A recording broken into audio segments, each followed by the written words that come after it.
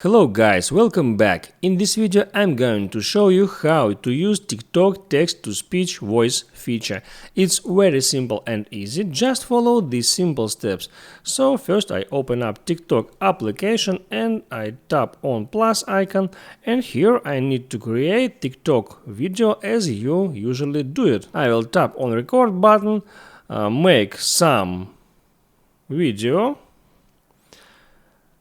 Then tap here and I need to add here some text. And once I did that, I just tap on the text and here I see this feature text to speech. I hit on that and here it is. This feature is already worked. I can just get in voice effects and change the voiceover to any effect.